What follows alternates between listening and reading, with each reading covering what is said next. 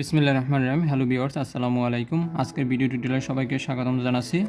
আজকের আমরা বাইনারি থেকে অক্টাল সংখ্যা পদ্ধতি নিয়ে আলোচনা করব। তো বাইনারি থেকে অক্টাল এখানে আমাদের যে অঙ্কটা দেওয়া থাকবে সেই অঙ্কটা প্রথমে আমরা উঠিয়ে নেব। এরকম on 0 1 on on 0 1 on on point on 0 1 on on 0 1 on 0 1।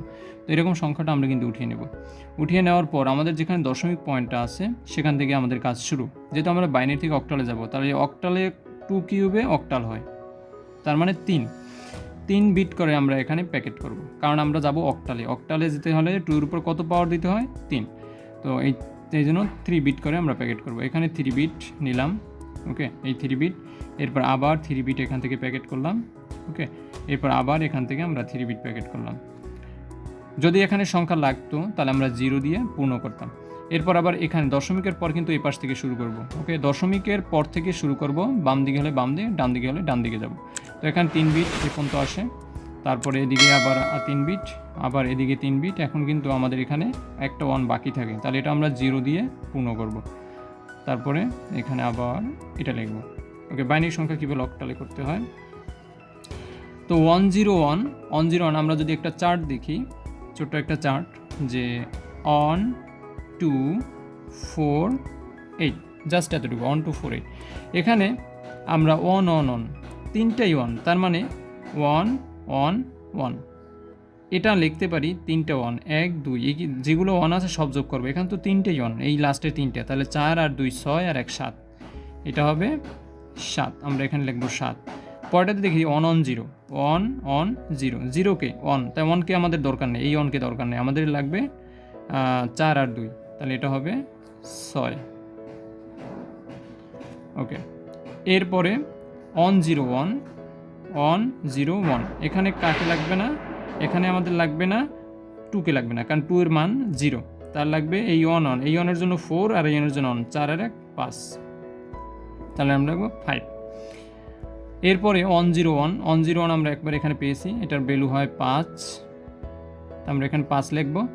এরপর 1 1 0 আমাদের এখানে আমরা একটা পেয়েছিলাম, 1 1 0 এর জন্য 6 হয়।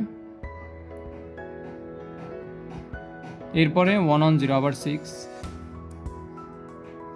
আর 1 0 0, তাহলে এখানে 0 0 দুইটা, 2কে লাগবে না, 1কে লাগবে না, আমাদের শুধু 4কে লাগবে, তাহলে এখানে আমরা 4 লিখব, তাহলে এখানে লিখবো 4।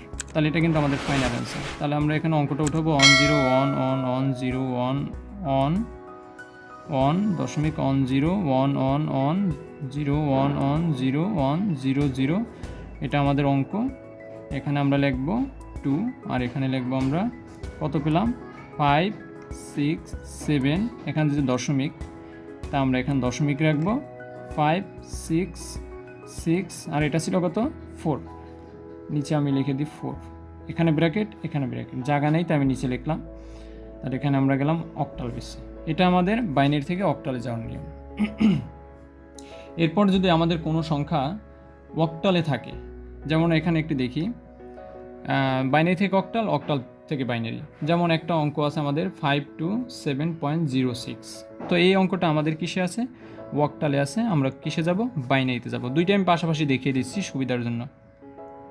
তো এখানে প্রথমে আমরা কি করব? যথারীতি এই অঙ্কটা লিখব 5 to 7.06, তারপরে 6-এর জন্য আমরা মান ভাঙাবো। 6-এর জন্য এখানে কাকে কাকে যোগ করলে 6 হয়? 4 আর 2 6, তার মানে 6 তো এখানে আছে, 1 1 0, 6-এর মান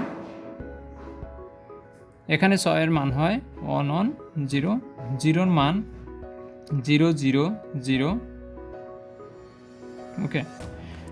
7-এর মান আমরা জানি 1 1 1, 2-এর মান এখানে হয় 2, তাহলে আমাদের এটা লাগবে 0 0, এটা 2-এর মান 0 1 0।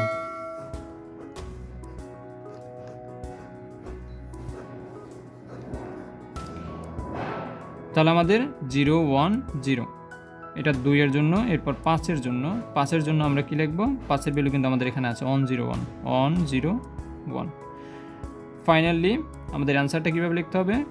5 to 7.06 অক্টাল, আমরা এটা লিখবো এখানে 1 0 1, এখানে দশমিক দিয়ে রাখি, 101 0101 on 1.000 on 0।